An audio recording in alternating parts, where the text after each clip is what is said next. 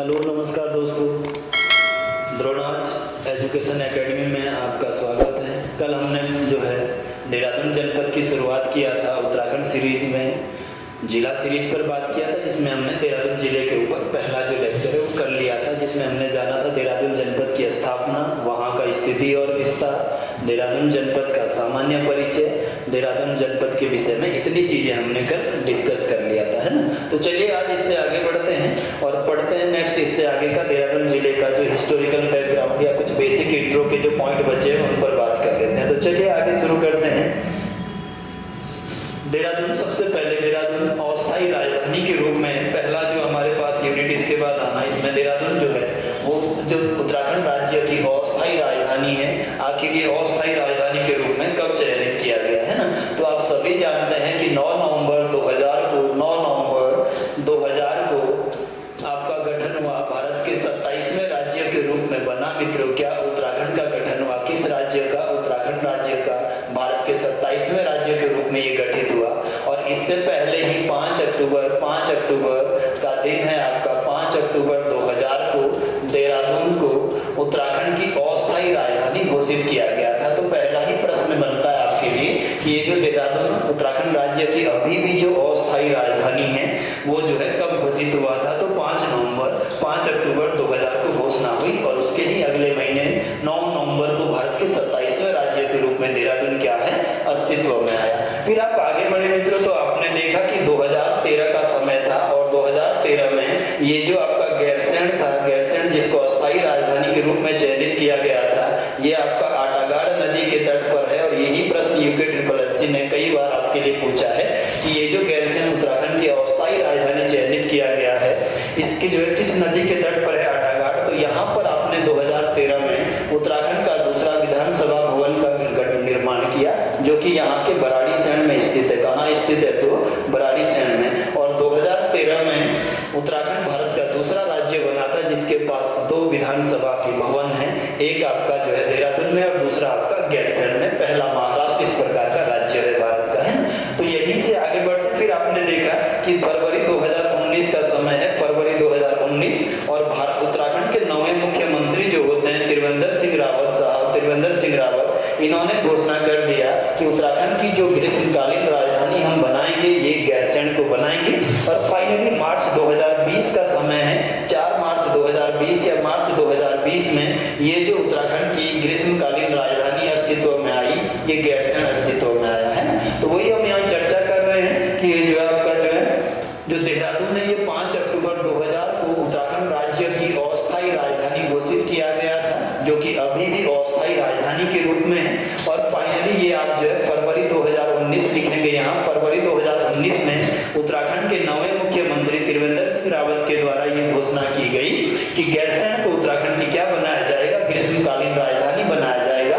और फाइनली ये जो है मार्च 2020 में फाइनली गैरसैंण को उत्तराखंड की ग्रीष्मकालीन राजधानी के रूप में जो है राजधानी का दर्जा दिया गया है ना। उत्तराखंड के नवे मुख्यमंत्री कौन? त्रिवेंद्र सिंह रावत साहब के समय में। इसके बाद 10वें बनते हैं तीरथ सिंह रावत, 11वें बनते हैं आपके पुष्कर सिंह धामी, और फिर जो 5वीं विधानसभा अभी चल रही है 2022 से 27 उत्तराखंड में, इसमें भी आपके मुख्यमंत्री कौन है? पुष्कर सिंह धामी जी है। तो आगे चलते हैं, यहाँ से देहरादून को हमने राजधानी के रूप में जान लिया। नेक्स्ट बात करते हैं इसके बाद देहरादून के विधानसभा के क्षेत्र, है ना। यदि हम देहरादून जिले की बात करें मित्रों, तो इस जिले में कुल विधानसभा की 10 सीटें हैं। कितनी सीटें हैं? 10 सीटें हैं। और यदि हम बात करें तो 10 में से 1 सीट इस जिले की एससी को डेडिकेटेड है, जो मित्रों आपकी राजपुर रोड सीट है। कौन सी सीट है? राजपुर रोड सीट है, जहां से जो है आपके 2022 में खजानदास जी विधायक है ना। और यदि बात करें तो इसकी 1 सीट ऐसी है चक्राता सीट, जो किसको डेडिकेटेड है? एसटी को डेडिकेटेड है, शेड्यूल्ड ट्राइब्स को डेडिकेटेड है। और यहाँ से प्रीतम सिंह चौहान जी आपके कौन है? यहाँ से प्रीतम सिंह चौहान जी 2022 की 5वीं विधानसभा में क्या है? विधायक हैं। यदि बात करें कि उत्तराखंड में, तो 2 सीट आपके पास एसटी के लिए घोषित है, एक चक्राता सीट जहां से प्रीतम सिंह चौहान जी विधायक है 2022 में भी कांग्रेस पार्टी के हैं। और इसके बाद दूसरी जो सीट है वो नानक मत्ता है आपकी। कौन सी सीट है? नानक मत्ता, ये उधम सिंह नगर में, ये भी एसटी को डेडिकेटेड है। और उधम सिंह नगर से यदि बात करेंगे तो गोपाल सिंह राणा जी अभी विधायक हैं एसटी क्षेत्र के लिए। कौन विधायक है? तो गोपाल सिंह राणा विधायक है ना। अब देहरादून जिले में बात करते हैं कि सीट है और वहां के विधायक परमानेंट कौन कौन है। तो यहाँ बात करेंगे कि जो आपका जो है 5वीं विधानसभा का चुनाव हुआ, 5वीं विधानसभा ये 2022 से लेकर 2027 तक है। उत्तराखंड में अभी 5वीं विधानसभा का कार्यकाल चल रहा है और इसमें यदि बात करेंगे तो ये जो हमारा देहरादून जिला आप देख रहे हैं, यहाँ से कितनी सीट चयनित है, 10 सीटों का चयन होता है ना। सबसे पहली सीट जो आती है उसमें हमने देख लिया कि सर चक्राता सीट है और चक्राता से प्रीतम सिंह चौहान जी आपके कौन है, विधायक है कांग्रेस पार्टी के, है ना, जो कि एसटी को डेडिकेटेड सीट है। दूसरी हम बात करते हैं विकासनगर सीट विधानसभा की देहरादून की, और विकासनगर से भी मुन्ना सिंह चौहान विधायक है। कौन है, मुन्ना सिंह चौहान 2022 से लेकर 2027 तक। इसके बाद हम बात करते हैं सहसपुर विधानसभा सीट की। कौन सी विधानसभा सीट, सहसपुर, और यहाँ से सहदेव पुंडीर जी अभी विधायक है 5वीं विधानसभा में। ये जो विधायक बने वो सहदेव पुंडीर जी। इसके बाद हम बात करते हैं गढ़ी कैंट सीट या देहरादून सीट, और गढ़ी कैंट से हम बात करेंगे कि उत्तराखंड में जब बीजेपी की सरकार बनी थी 2007 से लेकर 12 के बीच भुवन चंद खंडूरी साहब जब आपके मुख्यमंत्री थे, उसके उस समय जो है हरबंस कपूर जी विधानसभा के अध्यक्ष थे, जिनका अभी निधन हुआ, तो उनकी पत्नी सविता कपूर जो है चुनाव लड़ी गढ़ी कैंट से, और देहरादून से गढ़ी कैंट सीट से जो विधायक है अभी वो कौन है, सविता कपूर आपकी विधायक है। इसके बाद 5वीं सीट आती है राजपुर रोड सीट, और मैंने अभी आपको बता दिया कि राजपुर रोड जो सीट है देहरादून का, ये एससी को डेडिकेटेड एकमात्र सीट है। और यहाँ से खजान जो है आपके जो विधायक है वो कौन है राजपुर रोड में, तो खजानदास विधायक है राजपुर रोड से ना, एससी का सीट है। इसके बाद 6ठी सीट की बात करते हैं जो कि धर्मपुर सीट आती है, देहरादून की ही धर्मपुर सीट, और यहाँ से जो मेयर रहे हैं विनोद चमोली, पहले पूर्व जो मेयर है ये विनोद चमोली जी विधायक है बीजेपी के धर्मपुर सीट से 2022 से 27 में। 7वीं सीट की बात करेंगे आप, तो आप जाते हैं क्या रायपुर सीट में, और रायपुर सीट से जो विधायक है देहरादून से वो उमेश शर्मा काऊ जी है। कौन है, उमेश शर्मा काऊ। इसके बाद आप जाते हैं मसूरी सीट के अंतर्गत, 8वीं सीट है मसूरी, और मसूरी सीट की यदि बात करें तो यहाँ से गणेश जोशी जी विधायक है 2022 की 5वीं विधानसभा में, और गणेश जोशी जी उत्तराखंड की कैबिनेट में एग्रीकल्चर मिनिस्टर है, कृषि मंत्री आपके पास है, इनको जो है आपने कैबिनेट दिया हुआ है, मसूरी से आपके विधायक है, उपनंद सैनिक कल्याण भी इन्हीं के पास है। 9वीं जो सीट है आपकी, ये आपकी डोईवाला सीट आती है, और इसी सीट से उत्तराखंड के 9वें मुख्यमंत्री त्रिवेंद्र सिंह रावत का ये विधानसभा क्षेत्र था, परंतु इस बार यहाँ से जो चुनाव लड़ा वो बृजभूषण गैरोला ने लड़ा है। किसने लड़ा है मित्रों, बृजभूषण गैरोला। तो डोईवाला से जो विधायक है आपके वो बृजभूषण गैरोला साहब हैं। और 10वीं जो विधानसभा की सीट है ये ऋषिकेश सीट है, और ऋषिकेश से हमने देखा मित्रों की ऋषिकेश सीट से जो विधायक है वो प्रेमचंद अग्रवाल है। कौन है मित्रों, तो प्रेमचंद अग्रवाल। और इससे पहले उत्तराखंड की जो 4थी विधानसभा थी उसमें ये विधानसभा के अध्यक्ष थे। और यदि अभी बात करें तो उत्तराखंड के फाइनेंस मिनिस्टर कौन है, प्रेमचंद अग्रवाल, ये भी कैबिनेट में है, और गणेश जोशी भी देहरादून से कैबिनेट। तो 2 लोगों को कैबिनेट मिला हुआ है आपके देहरादून जनपद से। 10 विधानसभा की सीटें हैं, जिनमें से एक आपका एसटी सीट है चक्राता, और एक आपका एससी सीट है राजपुर रोड है। तो चलिए आगे बढ़कर देहरादून जिले की कुल 10 विधानसभा सीटों को मैंने आपको समझा दिया है मित्रों अच्छे से। नेक्स्ट बात करते हैं इसके बाद अगला, अब देहरादून जनपद में कुल कितनी तहसीलें हैं, 7 तहसीलें हैं। अगर बात करेंगे टोटल तो कितनी तहसीलें हैं मित्रों, तो 7 तहसीलें हैं, जिनमें पहली कौन सी है, तिवनी तहसील आ जाता है, दूसरी कौन सी है, चक्राता तहसील है, तीसरी की बात करेंगे तो कालसी तहसील है, चौथे की बात करेंगे तो विकासनगर तहसील है, 5वें की बात करेंगे तो देहरादून आपका बन जाएगा, 6ठे की बात करेंगे तो डोईवाला आ जाएगा, और 7वें की बात करेंगे तो ऋषिकेश आपका। 7 तहसीलें किस जिले में आती हैं, देहरादून जनपद के अंतर्गत आती है ना। यहाँ से आगे चलते हैं, नेक्स्ट बात करेंगे कि देहरादून जिले में ब्लॉक कुल कितने ब्लॉक है, तो 6 ब्लॉक है। कितने ब्लॉक है, तो 6 ब्लॉक है ना। और 6 में पहला जो ब्लॉक है वो चक्राता ब्लॉक है, दूसरा ब्लॉक आपका कालसी ब्लॉक है, तीसरा जो ब्लॉक है आपका विकासनगर है, चौथा जो ब्लॉक है आपका वो आपका सहसपुर ब्लॉक है, 5वां जो ब्लॉक आता है वो रायपुर ब्लॉक आता है, और छठा जो आता है वो डोईवाला आता है।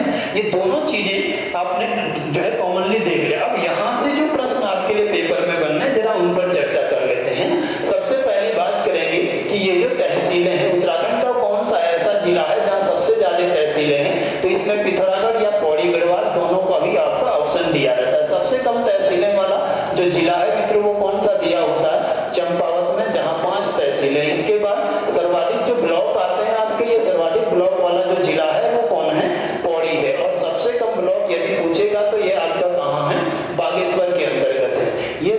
आपको जो है ध्यान रखना है। इसके बाद देखो आपने समझना है कि तहसील और ब्लॉक दोनों में क्या डिफरेंस है, दोनों क्या चीजें। देखो यदि आप देहरादून जिले में बात करेंगे मित्रों तो चकराता क्षेत्र आपका, चकराता जो है इसको आप ब्लॉक भी कह देते हैं और इसी को आप तहसील का दर्जा भी देते हैं। तो किसी एक जगह पर दोनों ही चीजें अस्तित्व में रहती।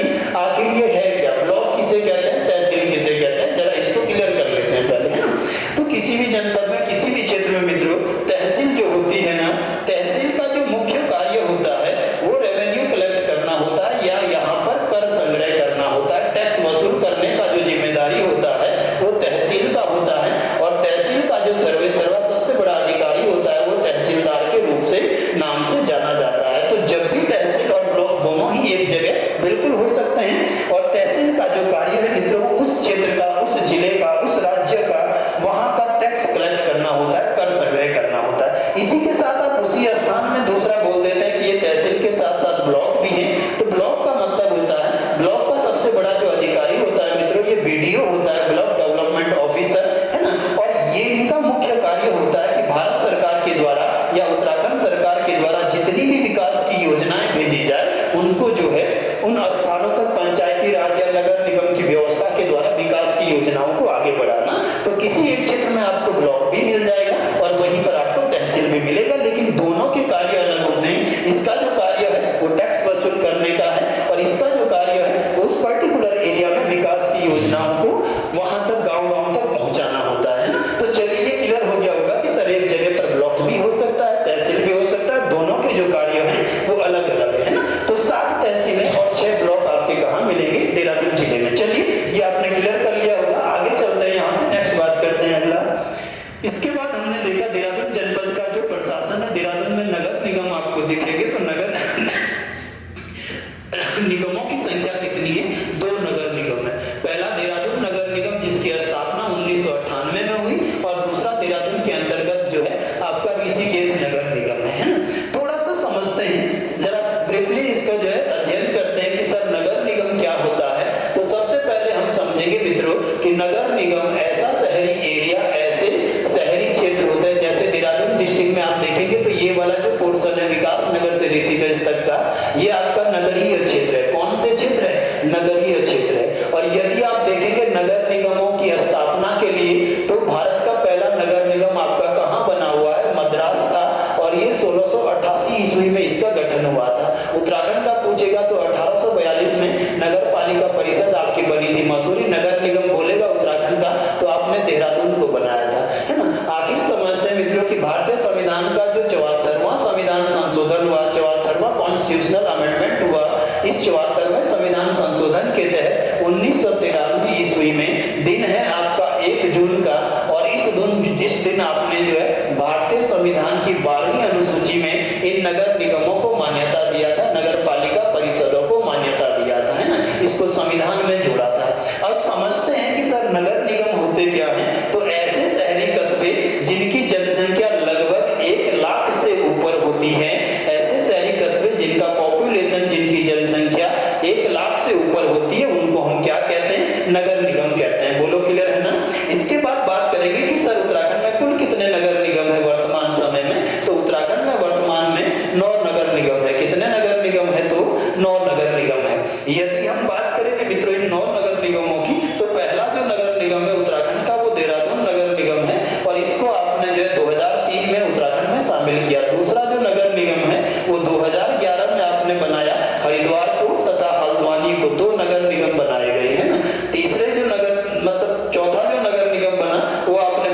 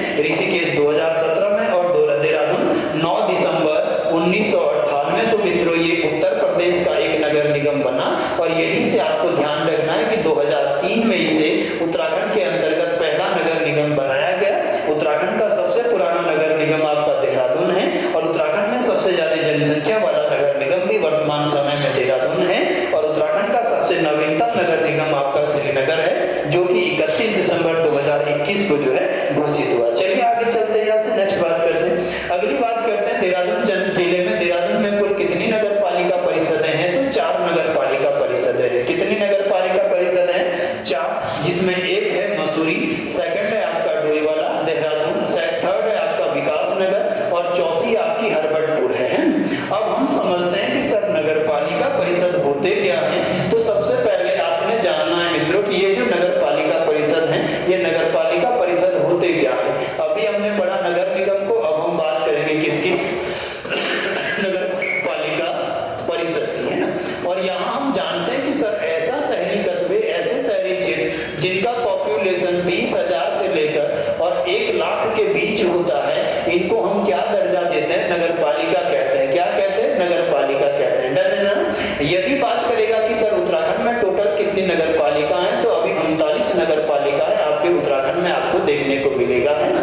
और इसमें हम बात करेंगे सर कि ये जो नगर पालिकाएं हैं, उत्तराखंड की सबसे पुरानी नगर पालिका, तो उत्तराखंड की सबसे पुरानी नगर पालिका की बात करेंगे मित्रों, तो आप लगाएंगे कि देहरादून जनपद के अंतर्गत ये जो मसूरी आपका क्षेत्र है, मसूरी नगर पालिका उत्तराखंड की सबसे पुरानी नगर पालिका परिषद है। और इसको जो है 1842 में एक अंग्रेज अधिकारी थे आपके, जिनका नाम है सर फ्रूट महोदय, इनके द्वारा इनको इस नगर पालिका का गठन किया गया था। तो यहाँ पर हम जानेंगे, थोड़ा सा समझेंगे कि उत्तराखंड की सबसे पुरानी नगर पालिका, सबसे पुरानी नगर पालिका कौन सी है? मसूरी नगर पालिका है। कौन सी? मसूरी नगर पालिका है। और इसका जो गठन किया गया था वो 1842 ईस्वी में सर फ्रूट महोदय के द्वारा किया गया था। मित्रों अभी आपके लिए प्रश्न जो बनेगा वो पूछा जाएगा कि कौन ये ब्रिटिशर्स था, कौन अंग्रेज था जिसने इसका गठन किया था। यहीं पर आपसे क्वेश्चन करता है कि सर बताइए कुमाऊं की सबसे पुरानी नगर पालिका परिषद कौन सी है? तो कुमाऊं की अल्मोड़ा नगर पालिका परिषद सबसे पुरानी, जिसका गठन 1864 ईस्वी में सर रेवरेंट महोदय के द्वारा किया गया था। अंग्रेज थे सर रेवरेंट महोदय, और इन्होंने कुमाऊं की जो नगर पालिका परिषद सबसे पुरानी अल्मोड़ा का गठन किया 1864 में। उत्तराखंड की या गढ़वाल की सबसे पुरानी कौन सी है? मसूरी नगर पालिका परिषद। बेसिक रूप से हमने समझा कि ऐसे शहरी कस्बे, ऐसी शहरी इकाइयां जिनका पॉपुलेशन 20,000 से 1 लाख के बीच हो, उनको हम दर्जा देते हैं किसका? नगर निगम का। और यदि हम उत्तराखंड में टोटल बात करेंगे तो 39 आपके क्या है? नगर पालिका परिषद है। सॉरी, नगर पालिका पढ़िएगा, नगर निगम नहीं, है ना। इसके बाद आगे चलते हैं तो हम जानते हैं कि अभी जो गढ़वाल की सबसे नवीनतम नगर पालिका परिषद बनी है, गढ़वाल में पौड़ी शहर को जो है सबसे नवीनतम नगर पालिका बनाया गया है। और यदि आपको कुमाऊं का पूछेगा कि सर सबसे नवीनतम नगर पालिका कौन सी है, तो पिथौरागढ़ कुमाऊं की सबसे नवीनतम, पिथौरागढ़ शहर कुमाऊं की सबसे नवीनतम नगर पालिका है। तो इस तरह से हमने समझा कि सर 4 नगर पालिका परिषद देहरादून में आते हैं, जिनमें मसूरी, डोईवाला, विकास नगर और हरबटपुर आते हैं। उत्तराखंड की बात मैंने आपको बता दिया किस किस तरह से आपने जो है इस पर क्वेश्चन तैयार करना है। चलिए आगे बढ़ते हैं, यहाँ से नेक्स्ट बात करते हैं छावनी परिषद की, कैंटोनमेंट बोर्ड की, है ना। तो यदि मित्रों बात करेंगे तो जिस प्रकार से जैसे ही उत्तराखंड से आपका गोरखा सत्ता समाप्त हुआ और ये जो आपके लघु हिमालय के महत्वपूर्ण आपके पर्यटक स्थल है, इस लघु हिमालय के रेंज में ब्रिटिशर्स के द्वारा अनेक आर्मी की जो छावनियों की स्थापना की गई, अपने रेजिमेंट यहाँ स्थापित किए गए, और इन्हीं को आप कहते हैं कैंटोनमेंट एरिया या छावनी परिषद, है ना। यदि वर्तमान की बात करेंगे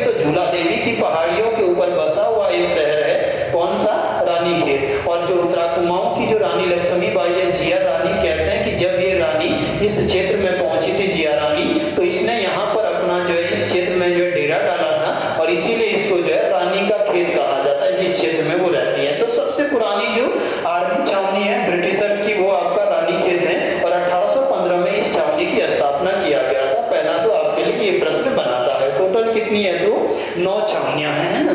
इसके बाद बात करेंगे मित्रों की जो आपके देहरादून जिले के अंतर्गत है, ये आपको बताया हुआ है कि जो आपकी छावनियां वो कौन कौन सी रही है। तो सबसे पहले आपने अल्मोड़ा लिखा है अप्रैल 1815 में, फिर आपका लंढौर छावनी है मसूरी का, ये जो है 1836 में नॉमिनेट हुआ, 1872 में छावनी के रूप में बना, फिर नैनीताल है आपका 1841 में ये जो नॉमिनेट हुआ, रुड़की छावनी आपका 1853 में अस्तित्व में आया, चक्राता छावनी 1869 में अस्तित्व में आया, रानीखेत की बात करेंगे तो 1871 में ये भी अस्तित्व में आया है।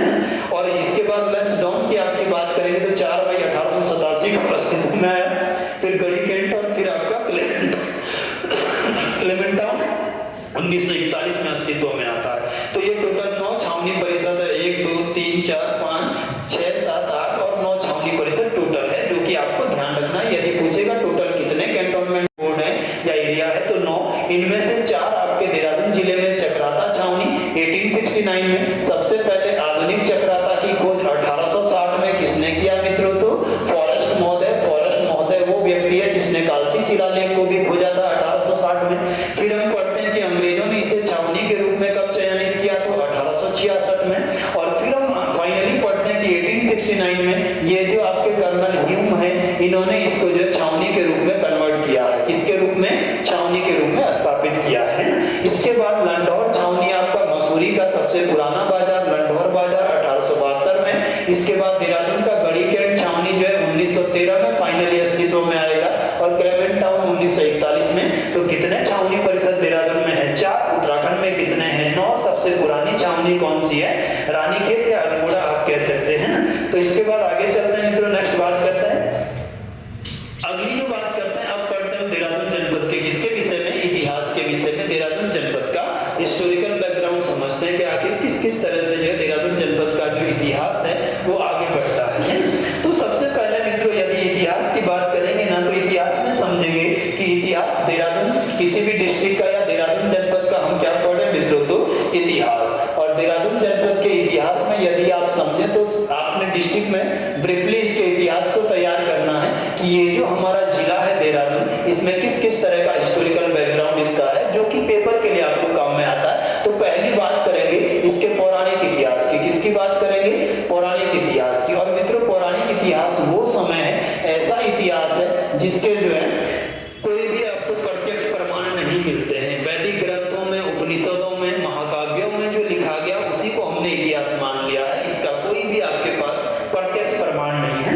और पौराणिक इतिहास में यदि बात करेंगे तो सबसे पहली बात कहते हैं कि ये जो महाभारत कालीन जो है गुरु द्रोणाचार्य थे, ये जो गुरु द्रोणाचार्य थे, इनका जो आश्रम हुआ करता था ये देहरादून के आसपास, जहां अभी टपकेश्वर वाला एरिया है, यहाँ पर इनका जो है आश्रम हुआ करता था, किसका, गुरु द्रोणाचार्य का। और यहीं पर ये द्रोणाचार्य क्या करते थे, धनुर्विद्या की शिक्षा देते थे पांडवों को, है ना, या धनुर्विद्या की शिक्षा देते थे। और इतिहास कहता है कि यहीं पर इनके जो पुत्र हैं वो अश्वत्थामा थे, और अश्वत्थामा का भी जो कर्मस्थली है वो कहाँ माना जाता है, तो टपकेश्वर देहरादून को माना जाता है। और पहले मित्रों आपने ये क्वेश्चन तैयार कर लेने हैं कि टपकेश्वर या अश्वत्थामा का जन्मस्थली भी आपका टपकेश्वर वाला एरिया है, और ऋषि द्रोणाचार्य का जो तपस्थली है ये भी आपका टपकेश्वर वाला एरिया है। और फिर हम जानेंगे कि इसी टपकेश्वर में जब आदि गुरु शंकराचार्य आएंगे, आदि गुरु शंकराचार्य जो केरल के कलाड़ी के रहने वाले हैं, वो जो है आपका आधुनिक टपकेश्वर मंदिर का क्या करेंगे,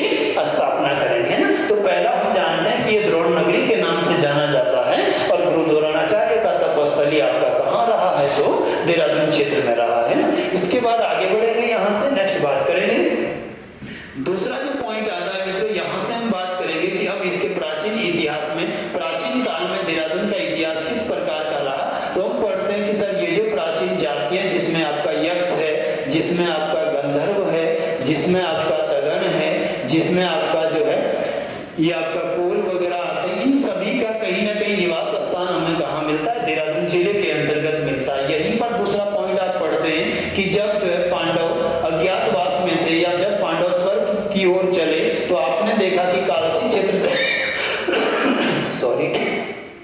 कि कालसी क्षेत्र से लेकर और आपका श्रीनगर तक का जो एरिया था, इसके बीच में ये जो पूरा साम्राज्य था ये किसके अधीन था, तो राजा सुबाहु के अधीन था। कौन सा राजा था, राजा सुबाहु। और हमने देखा कि महाभारत काल में जब हम वन पर्व पर चर्चा करते हैं, महाभारत के किस पर्व पर मित्रों, तो वन पर्व पर चर्चा करते हैं तो इसमें ये स्पष्ट उल्लेख है कि अज्ञातवास के दौरान या स्वर्ग जाते समय पांडव एक दिन के लिए किसके घर पर रुके थे? राजा सुबाहु के। और वहीं से हमें वो जानकारी मिलती है कि शायद इस क्षेत्र का जो पहला कुलीन या कुलिद राजा था वो राजा सुबाहु था, और जिसकी राजधानी श्रीनगर के पास मित्रों कहाँ हुआ करती थी? कलानौर में हुआ करती थी। कहाँ हुआ करती थी? तो कलानौर में। अब हम आगे बढ़े। इसके बाद तीसरा जो पॉइंट आपके लिए इतिहास देहरादून जनपद का याद रखना है। इसमें हम पढ़ते हैं कि क्या था? राजस्थान के क्षेत्र में, अजमेर के आसपास के क्षेत्र में मित्रों मत्स्य राजवंश शासन कर रहा था। मत्स्य राजवंश की सत्ता आपकी कहाँ थी?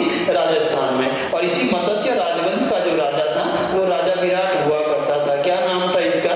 राजा विराट। और इसने जो है मौर्यों से पहले इस उत्तराखंड वाले क्षेत्र पर अटैक किया, कालसी पर अटैक किया और इसको जीता, तथा यहाँ के विराटगढ़ी को, जिसको विराट था ये स्थानीय नाम आप देते हैं, उस विराटगढ़ी को अपनी राजधानी बनाया था। किसको बनाया था?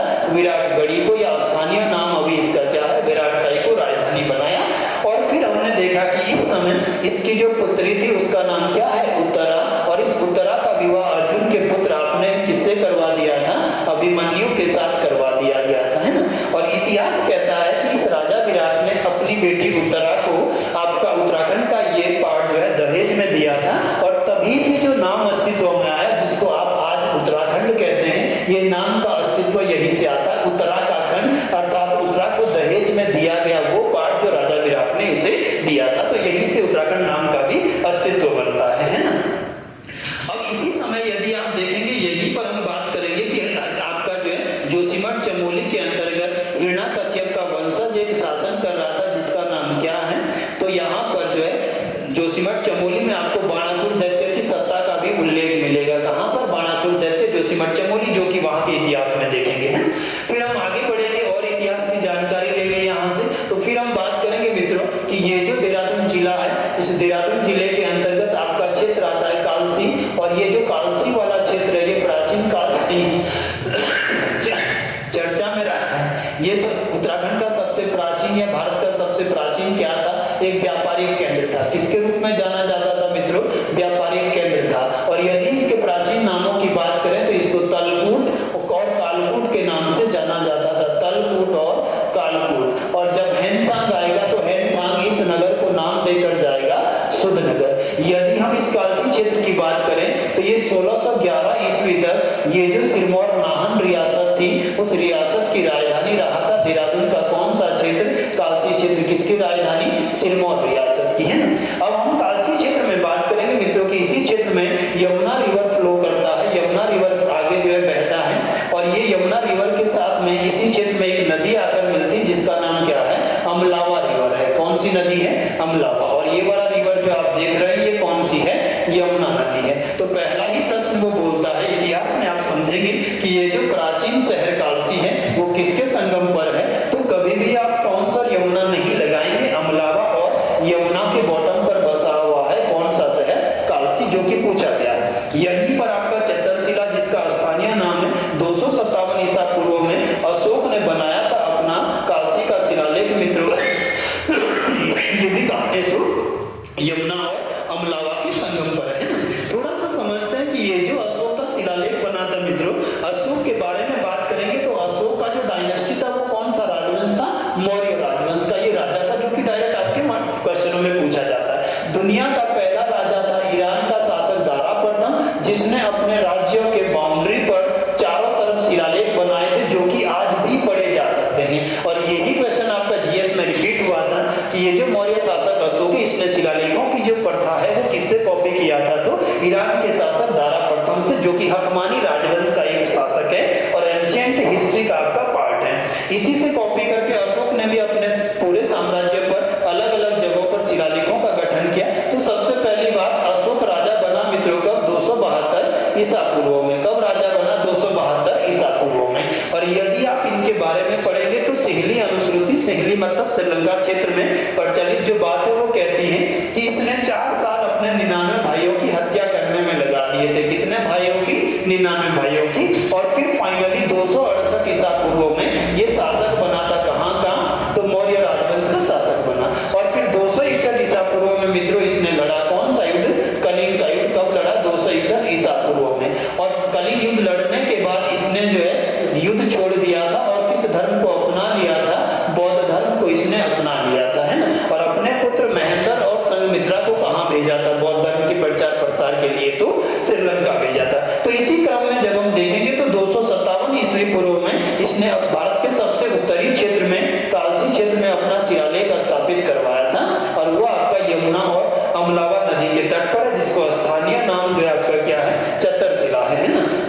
यहाँ से हम जानते हैं मित्रों कि ये जो शिलालेख है इसमें जो है किस पशु का आकृति बना हुआ है, तो हाथी का इसमें क्या है, आकृति बना हुआ है ना, जिसके लिए संस्कृत भाषा में इन्होंने लिखा है कौन सा शब्द, गजे तमे शब्द लिखा गया है। अगली बात करते हैं कि ये जो है इसमें कालसी के लोगों के लिए क्या नाम दिया गया है, तो कालसी के लोगों को पुलिंद कहा गया है कालसी शिलालेख में, जो कि बाद में पुलिंद बना है ना।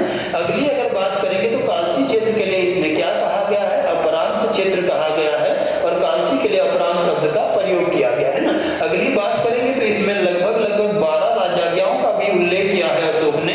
अगला इसमें चर्चा किया कि जीव हत्या पर रोक लगाना है ना, स्त्रियों का सम्मान करना है, ये सभी चीजें आपने लिखा है कालसी शिलालेख में, जो कि यमुना और अमलावा के संगम पर है। कालसी शहर भी यमुना और अमलावा के संगम पर है। अब जब ये नदी थोड़ा सा आगे आती है मित्रों, तो यहीं पर एक जगह है जिसको वर्तमान में आप बाड़वाला के नाम से जानते हैं, और इसी बाड़वाला के बगल में प्राचीन समय में एक क्षेत्र था जिसका नाम जगत ग्राम होता था। क्या होता था, जगत ग्राम देहरादून के अंतर्गत आता था, है ना। और जगत ग्राम में यदि बात करेंगे मित्रों, तो यहाँ पर एक डायनेस्टी है जिसका नाम है वर्षगौणीय राजवंश। कौन सी डायनेस्टी है, तो वर्षगौणीय राजवंश है, और इस वर्षगौणीय राजवंश का जो शासक था मित्रों, इसका नाम क्या था, सीलवर्मन। क्या नाम था, सीलवर्मन। और ये प्रश्न आपका बहुत बार पूछा जा चुका है। तो बाड़वाला क्षेत्र के अंतर्गत जिसको जगत ग्राम कहा गया है, यहाँ पर शासन कर रहा था सीलवर्मन, है ना, जिसका जो राजवंश था वो क्या था, वर्षगौणीय।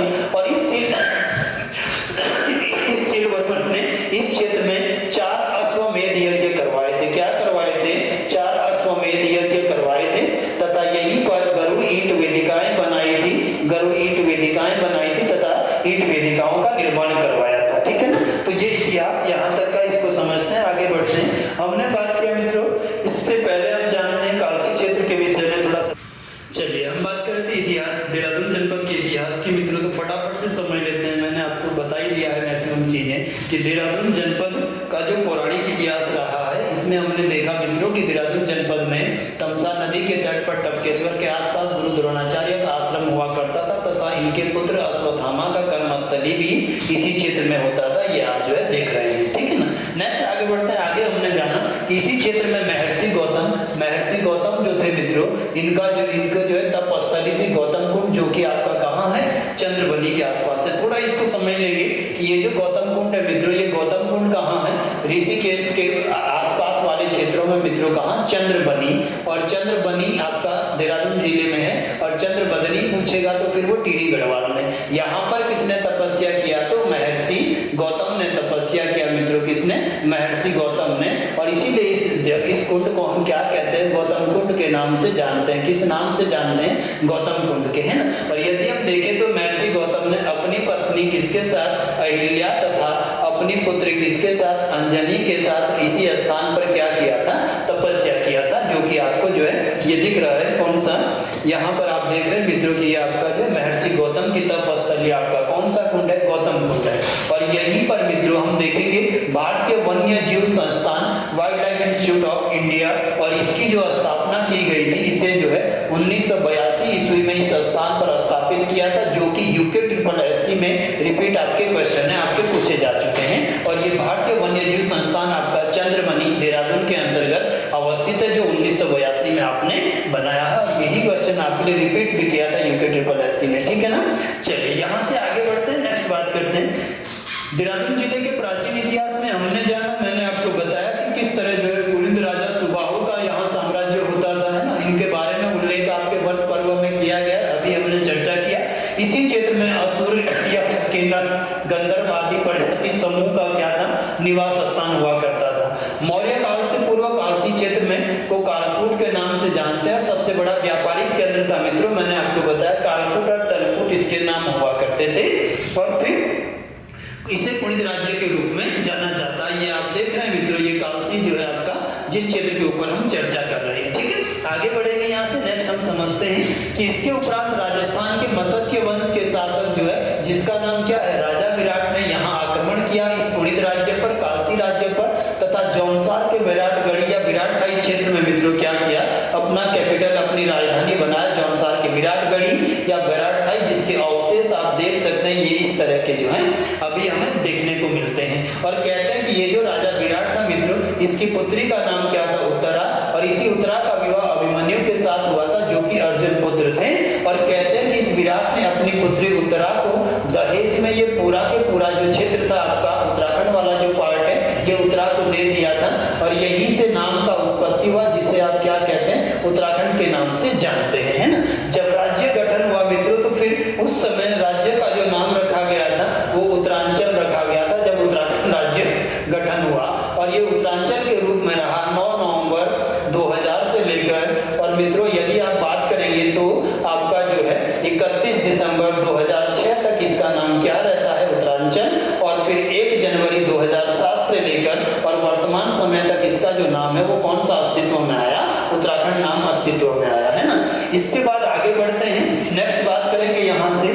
इसके उपरांत अशोक ने ये जो मौर्य शासक अशोक है मित्रों मैंने अभी अभी आपको इनके बारे में बताया किस तरह से ये शासक बनता है और 257 ईसा पूर्व में ये यमुना नदी के तट पर ये जो आपका शिलालेख बनाते हैं मित्रों, शिलालेख का मतलब है कोई बड़ा सा पत्थर है और इसके ऊपर लोगों को उपदेश लिखे जाते थे जिससे जो है वो लोग जो है बौद्ध धर्म या अन्य जो है इन शिक्षाओं को प्राप्त करते थे जो राजा द्वारा दी गई शिक्षाएं हैं, है ना।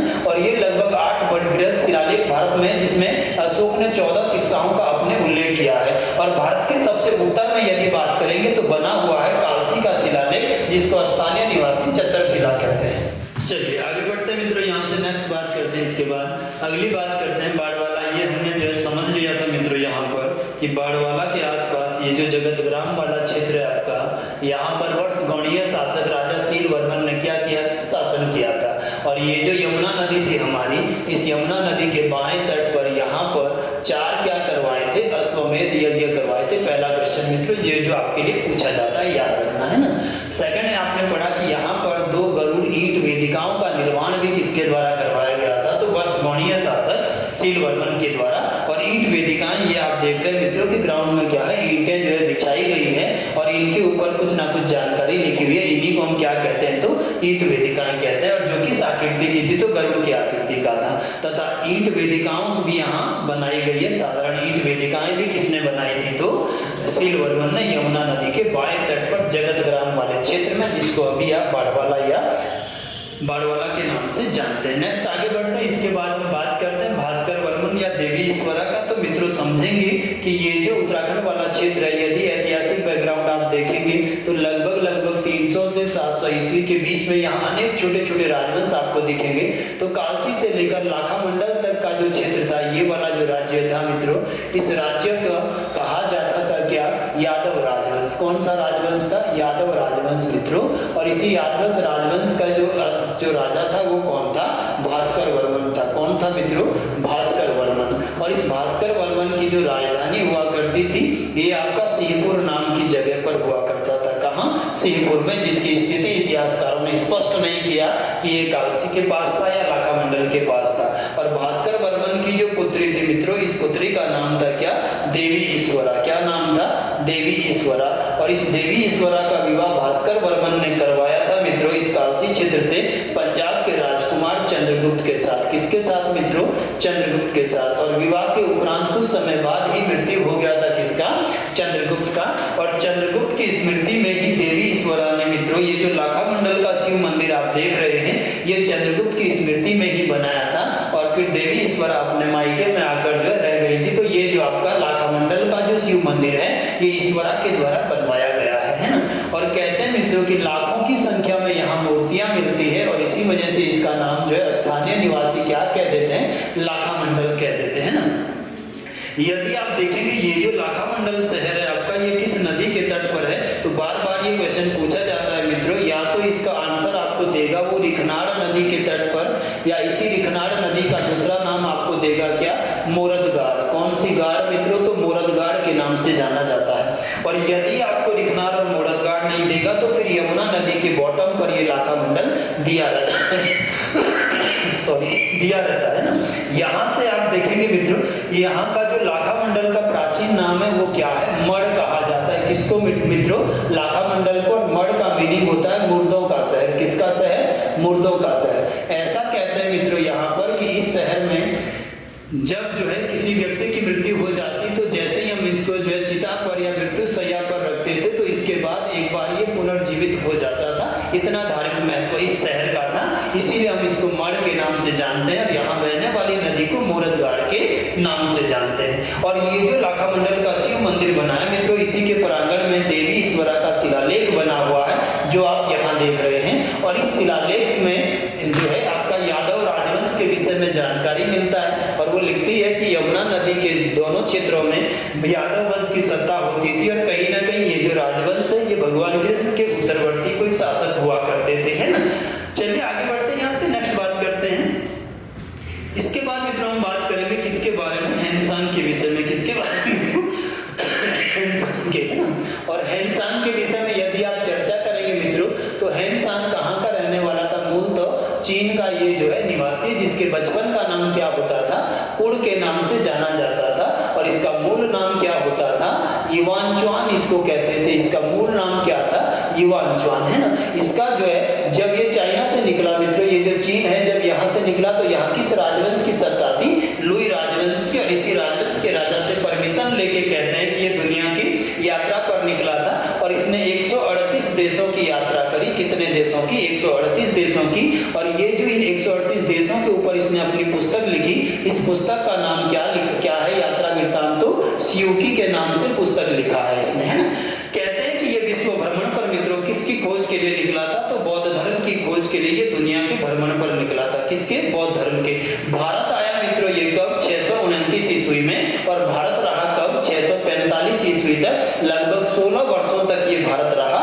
और ये ऐसा यात्री है, हर्षवर्धन के समय में आया। इसने मित्रों नालंदा विश्वविद्यालय में 4 वर्षों तक क्या था? शिक्षा ग्रहण किया था। किस विश्वविद्यालय में? नालंदा यूनिवर्सिटी, जो आपका बिहार में है और कुमारगुप्त के द्वारा बनाया गया है ये नालंदा यूनिवर्सिटी, है ना। हम यहाँ से एक और जीएस का प्रश्न आता है कि जब हैनसांग नालंदा विश्वविद्यालय में थे तो वहाँ का प्राचार्य उस यूनिवर्सिटी का कौन था? तो शीलभद्र नाम का कौन होता था? प्राचार्य होता था नालंदा का, है ना। इसके बाद क्वेश्चन आता है कि सर उत्तराखंड में कब आता है हैनसांग? तो उत्तराखंड पहुंचता है 634 ईस्वी में उत्तराखंड की यात्रा पर आता है। ये आप देख रहे हैं मित्रों हैनसांग उत्तराखंड आते हुए, है ना। कब आया? 634 में। और ये जब उत्तराखंड आया तो सबसे पहले किस शहर में पहुंचा? हरिद्वार में, है ना। और इसने हरिद्वार को नाम दिया मित्रों, आप देख ही रहे हैं क्या?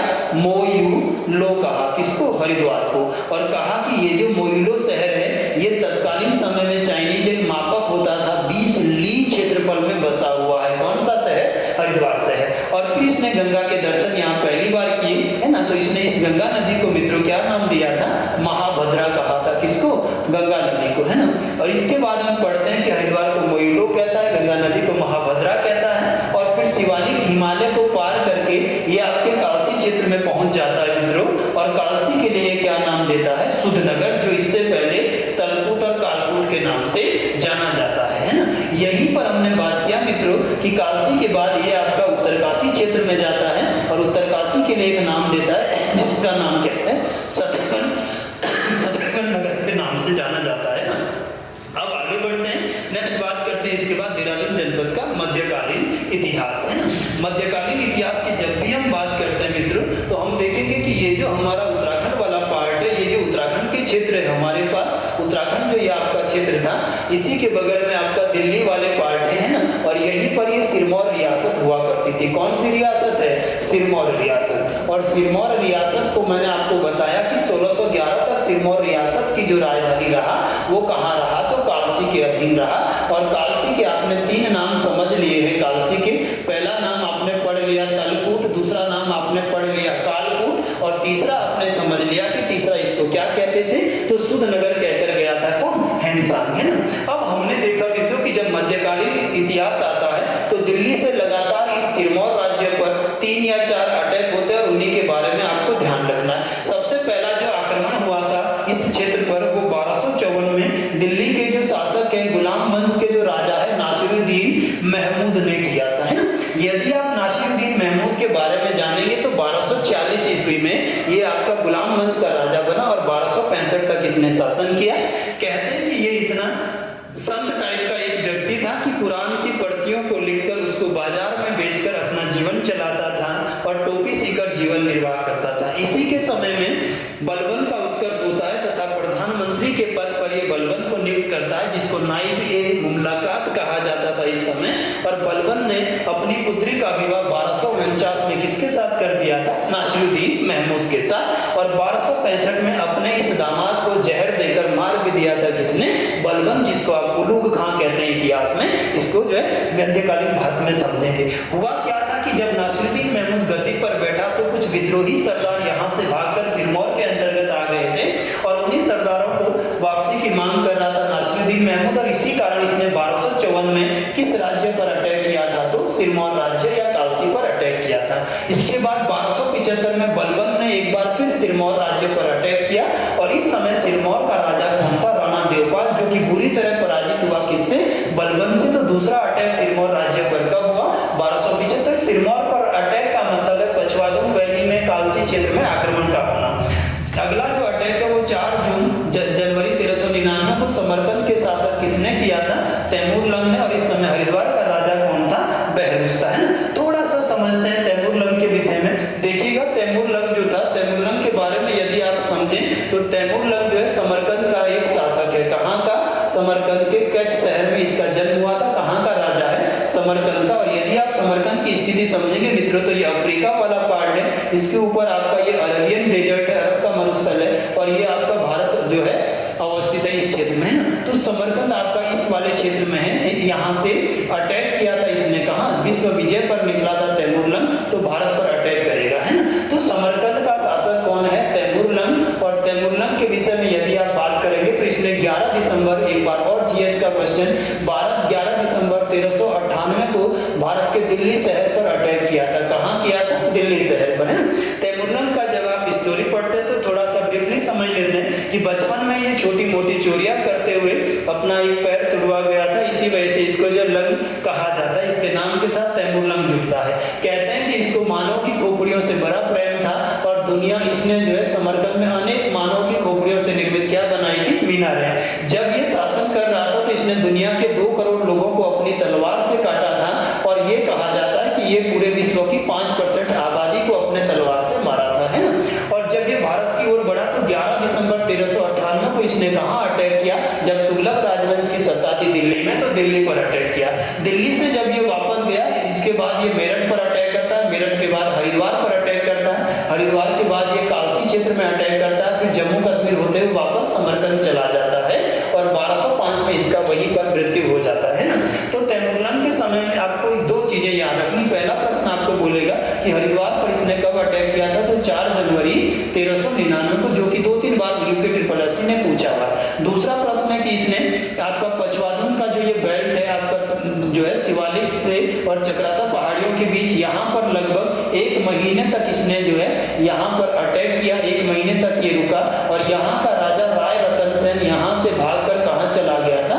सिरमौर रियासत के राजा के पास। तो ये जो जानकारी मिलता है कालसी क्षेत्र पर अटैक का तैमूर लंग का, वो उसकी आत्मकथा मलफूजाते तैमूरी के द्वारा मिलता है कि 1 महीने तक इसने पचवादुन क्षेत्र में रहकर यहाँ पर जो है काफिरों की खून से स्नान किया था इसकी तलवार ने। तो ये तैमूर लंग के विषय में मित्रों मैंने आपको क्लियर करा दिया है ना।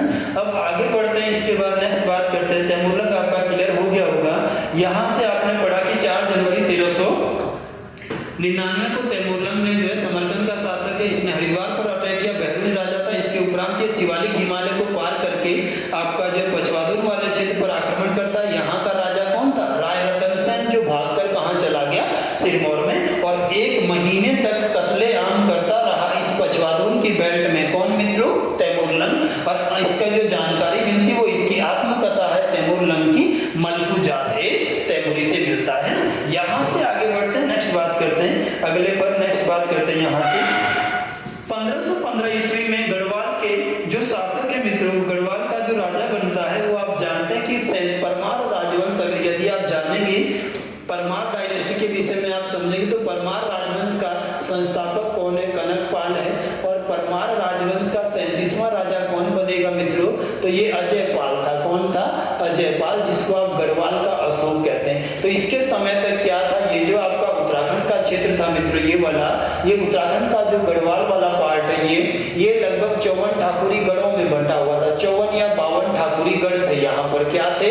ठाकुरी गढ़ थे। और इन गढ़ों का अलग अलग गणपति हुआ करते थे। गणपति का मीनिंग है कि मसूरी की पहाड़ी का अलग राजा, नरेंद्र नगर का अलग राजा, चक्राता का अलग राजा, और इन्हीं को गणपति कहते हैं। अजयपाल जब चांदपुर गढ़ी का राजा बना तो कहते हैं कि इसने इन विद्रोहियों को जीत दिया और लगभग 1515 ईस्वी में इसने पहली बार शब्द दिया था गढ़वाल शब्द, और इस प्रकार गढ़वाल शब्द की उत्पत्ति पहली बार हुई थी। गढ़ों की वाल सारे के सारे गढ़ एक साथ मिला दिए थे और फिर इसको नाम दे दिया था। ये जो जीता गया 52 गढ़ थे, इसको अजय पाल ने नाम दिया मित्रों क्या, संयुक्त गढ़वाल कहा। डिस्ट्रिक्ट के इतिहास को थोड़ा सा ब्रीफली करेंगे जल्दी, तो इसको क्या कहा, संयुक्त गढ़वाल। और देहरादून भी किसका हिस्सा बना दिया, इस संयुक्त गढ़वाल का हिस्सा बना दिया, जो कि आप ऊपर लिखा हुआ देख रहे हैं कि देहरादून किसका हिस्सा बना, तो संयुक्त गढ़वाल का, है ना। अब 1790 में गोरखाओं ने कुमाऊं पर आक्रमण किया और यहाँ अधिकार कर लिया। 14 मई 1804 का दिन था कि खुड़बुड़ा में गोरखाओं तथा प्रद्युमन शाह के बीच खुड़बुड़ा का युद्ध हुआ और इसमें प्रद्युमन शाह मारा गया तथा इसके भाई कुंवर प्रीतम शाह को गोरखा अपने साथ कहां ले गए, नेपाल, तथा इनका जो पुत्र था प्रद्युमन शाह का सुदर्शन शाह, ये जो है कनखल में जो है शरण लिया अपने परिवार के साथ, है ना। और इसके बाद हमने समझा कि 30 नवंबर 1814 को हुआ था कौन सा युद्ध, खलंगा का युद्ध। और खलंगा का जो युद्ध हुआ मित्रों, ये हुआ था, एक तरफ इसमें लड़ रहे थे गोरखा और दूसरी तरफ इसमें लड़ रहे थे ब्रिटिशर्स यानी कि अंग्रेज, और इसमें विजय हुई किसकी, अंग्रेजों की। और इस तरह से उत्तराखंड से किसकी सत्ता समाप्त हुई, गोरखाओं की। किसका शासन शुरू होगा, तो अंग्रेजों का। यहाँ से आगे बढ़ेंगे तो नेक्स्ट हम बात करेंगे संगोली की संधि की। ये हुआ मित्रों 28 नवंबर से लेकर 2 दिसंबर 2015 तक और यह ब्रिटिश गढ़वाल में सम्मिलित किया गया, है ना। इसके बाद गोरखाओं की सत्ता समाप्त हुई। इसके बाद हमने जाना कि 1817 में देहरादून जिले को सहारनपुर जिले के साथ एक अटैच जिला बनाया था, जो कि मैं पहले भी आपको स्थापना के समय बता चुका हूँ। 1871 में ये स्वतंत्र जिला बना सहारनपुर से अलग होकर। इसके बाद 1816 से लेकर 1817 से लेकर 26 तक ये रहा आपका उत्तर प्रदेश के संयुक्त प्रांत में। 1826 से 29 तक कुमाऊं कमिश्नरी में। 9 मई 1829 को इसको आपने मिलाया मेरठ मंडल में और 4 जून 1975 को आपने गढ़वाल मंडल का एक स्वतंत्र जिला बनाया। तो इस तरह से देहरादून जनपद के अंतर्गत हमने जो यूनिट कंप्लीट कर लिए मित्रों, इन पे हमने बात कर लिया। सबसे पहले मैंने आपको बताया देहरादून जनपद की क्या स्थापना। सेकंड हमने पढ़ा देहरादून जनपद की क्या स्थिति व विस्तार। क्या पढ़ा मित्रों, देहरादून जनपद का स्थिति व विस्तार। फिर हमने देहरादून जनपद का समझ लिया है कि सामान्य परिचय, बेसिक इंट्रो क्या है देहरादून का, कितने विधानसभा की सीटें, कितने यहाँ डिस्ट्रिक्ट है, कितने यहाँ पर तहसीलें, ब्लॉक वगैरह वो कर लिया। फिर हमने चौथा पढ़ लिया देहरादून जनपद का इतिहास। इतने यूनिट हमारे कवर हो गए। नेक्स्ट जो हमारी क्लास होगी अगले यूनिट में, इसमें हम देहरादून की पढ़ेंगे मित्रों प्रमुख नदियां, जिसमें हम चर्चा करेंगे टॉन्स नदी तंत्र पर, यमुना नदी तंत्र पर, सोंग और सुसवा नदी तंत्र पर और यहाँ की नदी घाटी परियोजनाओं के ऊपर चर्चा करेंगे। तो चलिए ठीक है, आज के लिए इतना ही। धन्यवाद आप सभी लोगों का।